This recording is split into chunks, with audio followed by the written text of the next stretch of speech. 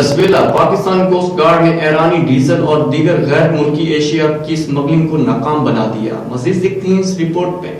Pakistan coast guard کو خفیہ ذرائع سے اطلاع ملی کہ لسبیلا کے راستے سے بھاری مقدار میں منشیات اور غیر ملکی سامان اسمگل ہونے کا خدشہ ہے، جس پر پاکستان کوسٹ گارڈ کے علاقہ کمانڈر نے جوانوں کے ہمراہ موبائل گشت پارٹیاں ترتیب دیں اور مشکوک مقامات کی نگرانی شروع کر دی گئی۔ گزشتہ ایک ہفتے کے دوران مختلف جگہوں میں کی گئی کارروائیوں میں وندر کے قریب ناگا کھارڑی چیک پوسٹ پر مختلف ٹرکوں اور گاڑیوں سے دوران چیکنگ 45,740 لیٹر ایرانی ڈیزل، 18,270 کلوگرام چھالیاں،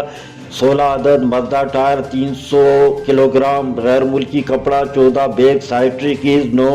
عدد اے سی، 5 ڈرم مینتھول، 120 درجن Indian fair and lovely cream, 22 bag China salt, 120 درجن صابن، 164 درجن پیڈلاک، 20,000 کلوگرام لہسن اور 285 پیکٹ نسوار ضبط کر لی اور 2 افراد کو پاکستان کوسٹ گارڈ نے اپنی تحویل میں لے کر مزید قانونی کارروائی کے لیے تفتیش شروع کر دی۔ پکڑی جانے والی اشیاء کی مالیت تقریباً 82.64 ملین روپے کے لگ بھگ بتائی جاتی ہے۔ پاکستان کوسٹ گارڈ نے اس امر کا اعادہ کیا کہ مستقبل میں بھی اس طرح کی کارروائیاں تسلسل کے ساتھ جاری رہیں گی تاکہ وطن عزیز کو